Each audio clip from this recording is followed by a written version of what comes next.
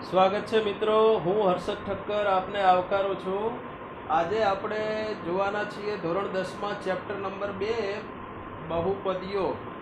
એટલે ઇંગ્લિશમાં બધા કહેતા હોય પોલિનોમિયલ્સ, અને એટલે આપણે બહુપદીને જનરલી લખતા હોય px p, પછી py, pq, આવા બધા સંકેતોથી એને સંબોધીએ છીએ.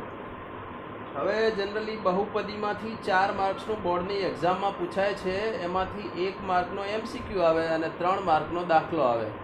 આજે આપણે જે મોટા ભાગે 2 જાતના MCQ આવે છે, 2 પ્રકારના, એની ચર્ચા કરવાના છીએ. એટલે એ બંને પ્રકારમાંથી એક ટાઈપનો તો MCQ વારાફરતી પૂછાતો હોય છે. એટલે આજનો આ વિડીયો જોશો તો લગભગ 1 માર્ક્સ તો પાકો, અને એટલું ઇઝી છે કે કોઈ જ ગણતરી નહીં, સીધો જેને એકડી આવડતી હોય 1 થી 10 એને આ જવાબ આવડી જાય, એટલો સિમ્પલ છે. તો જોઈએ કે કેવી રીતે આ આટલી સરળતાથી 1 માર્ક્સ મળી જાય છે. પણ એ આપણે જે 2 પ્રકારના MCQની ચર્ચા કરવાના છીએ, એને પહેલાં બહુપદી વિશે થોડી પાયાની જે માહિતી છે એ આપણે થોડી યાદ કરી લઈએ. 9મા ધોરણમાં પણ તમે બહુપદી ભણેલા જ છો.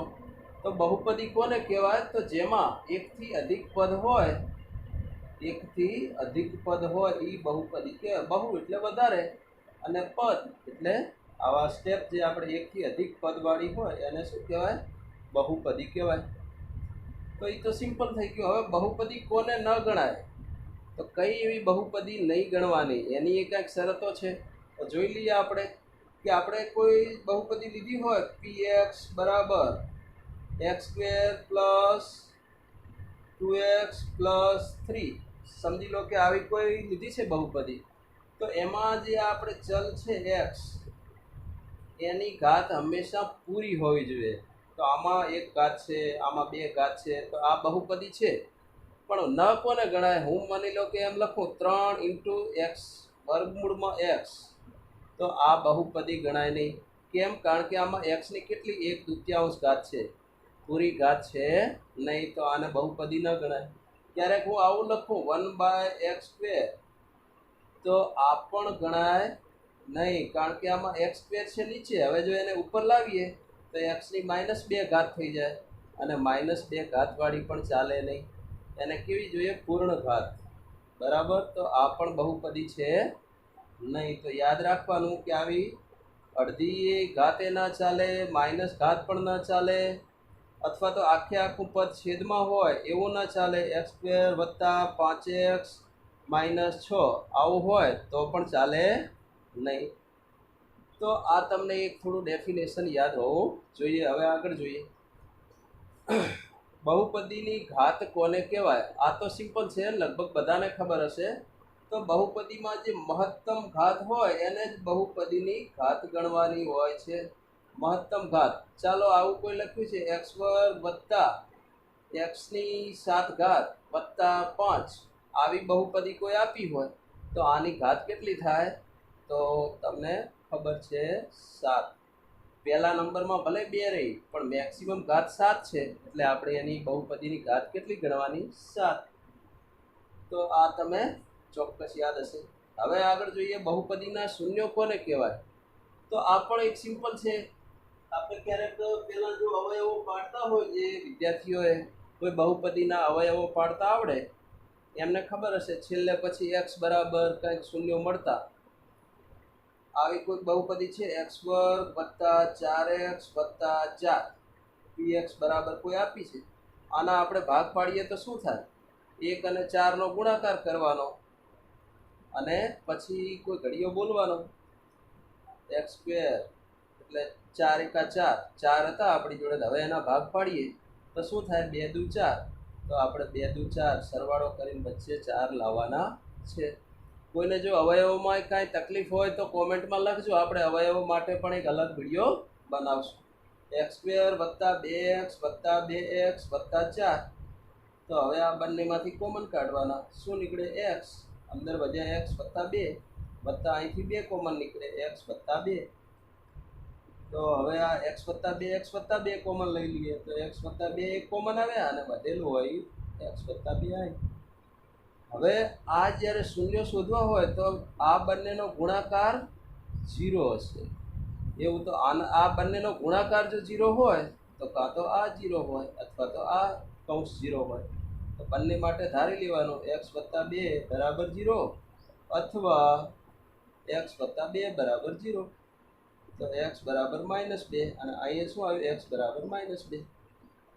તો -2 એક એવી સંખ્યા છે જે આપણે અહીં x ની જગ્યાએ મૂકીએ તો આખી બહુપદી 0 થઈ જશે. જો હવે આની આ બહુપદીમાં હું -2 મૂકું છું તો p x ની જગ્યાએ હવે શું લઉં? -2 બરાબર -2 નો વર્ગ વત્તા 4 ગુણ્યા -2 વત્તા 4.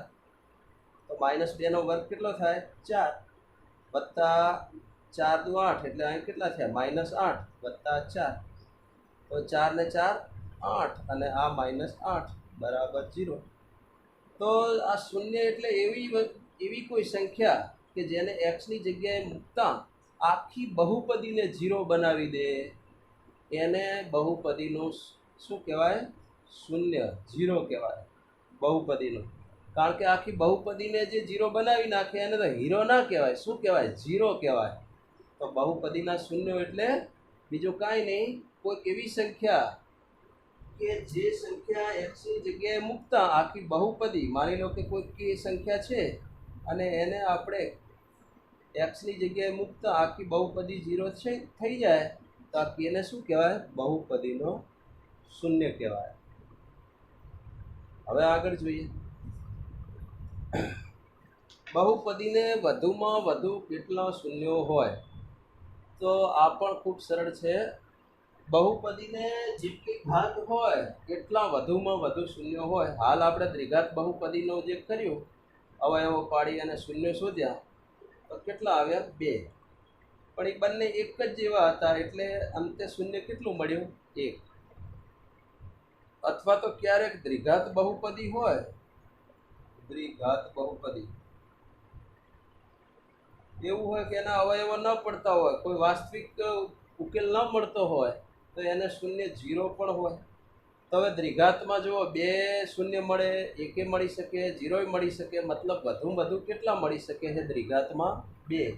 આવી જ રીતે જો ત્રિઘાત બહુપદી લઈએ, 3 ઘાતવાળી બહુપદી, તો એમાં 3 મળી શકે, 2 મળી શકે, એના શૂન્યો 1 મળે અથવા તો 0 મળે.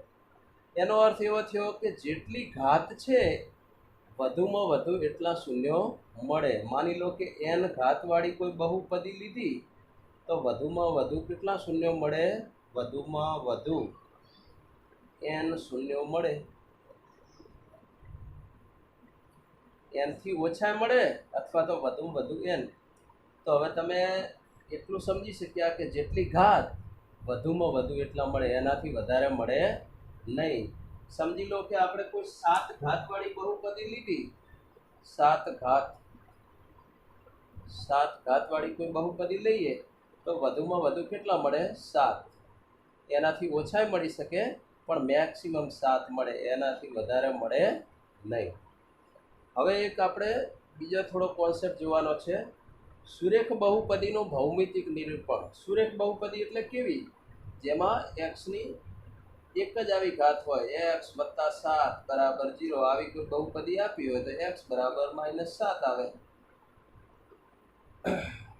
તો આ y = 7 મળ્યા. x બરાબર આપણે x બરાબર -7 લેવાના અને y બરાબર 0. આવી રીતે અલગ અલગ સંખ્યાઓ x અને y શોધતા આપણે ક્યારે પણ કરીએ તો એક આવી સુરેખ એટલે રેખા જ આવે એનું, જેની એક ઘાતવાળી બહુપદી છે એને સુરેખ બહુપદી કહેવાય. અને એનો આવે કેવી આવે? સુરેખ. એનો આલેખ જ્યારે દોરીએ તો એના બિંદુઓ આવા જ મળશે જેને આપણે એક રેખાની પર દોરી શકીએ.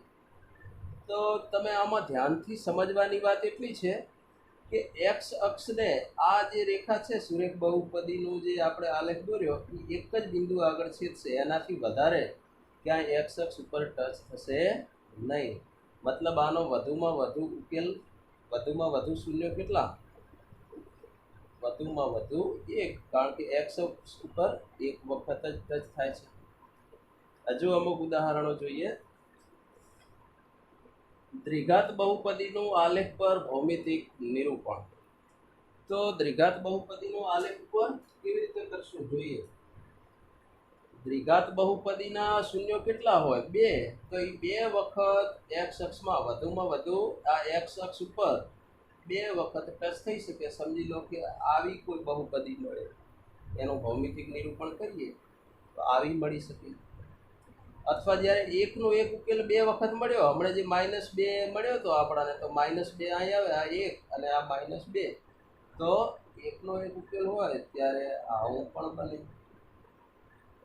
તો એક જ જગ્યાએ એ જે ઉકેલ છે બંને એક જ જગ્યાએ સંપાતી થયેલા ઉપરા ઉપર એ જ જગ્યાએ, તો એનો ઉકેલ એક જ છે, તો આવી એક જગ્યાએ થાય. અથવા તો એવું હોય કે જ્યારે ઉકેલ મળે જ નહીં તો એક્સ અક્ષને ઈ ટચ કરે જ નહીં, આવો આલેખ મળે ભૌમિતિક નિરૂપણ. સમજી શકો છો? હા, એક્સ અક્ષને જેટલી વાર એનું જે બહુપદીનું ભૌમિતિક નિરૂપણ કરીએ અને એ જે બહુપદીનું નિરૂપણ હોય એક્સ અક્ષને જેટલી વખત ટચ થાય એટલા એના શૂન્યો ગણાય. તો અહીં કેને 2 વખત ટચ થયું છે તો આના 2 શૂન્યો. અહીં 1 વખત થયું છે તો 1 શૂન્ય. આ એકેય વખત એક્સ અક્ષને ટચ નથી થયો તો આના 0 શૂન્ય. તો આવું દ્વિઘાતમાં થાય. હવે દ્વિઘાતમાં એક બીજી વસ્તુ પણ શીખવાની છે કે દ્વિઘાત બહુપદીના હાલ આપણે જે આલેખ જોયા એમાં ઉપરની તરફ ખુલ્લો વક્ર ક્યારે મળશે અને નીચેની તરફ ખુલ્લો વક્ર ક્યારે મળશે, આવો પ્રશ્ન પૂછાતો હોય છે બોર્ડમાં.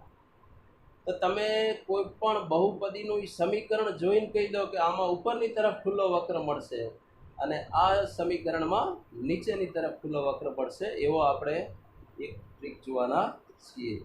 આને શું કહેવાય? પરવલય. પણ ઉપરની તરફ ખુલ્લો વક્ર અથવા તો નીચેની તરફ ખુલ્લો વક્ર.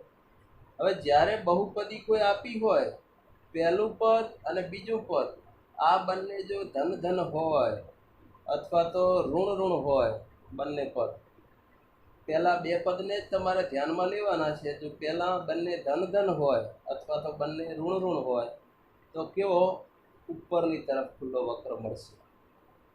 અને બીજી ટ્રીક ઈ છે કે પહેલું ધન હોય ને બીજું ઋણ હોય અથવા તો પહેલું ઋણ હોય ને બીજું ધન હોય, આવા વિરોધી હોય તો નીચેની તરફ ખુલ્લો વક્ર મળશે.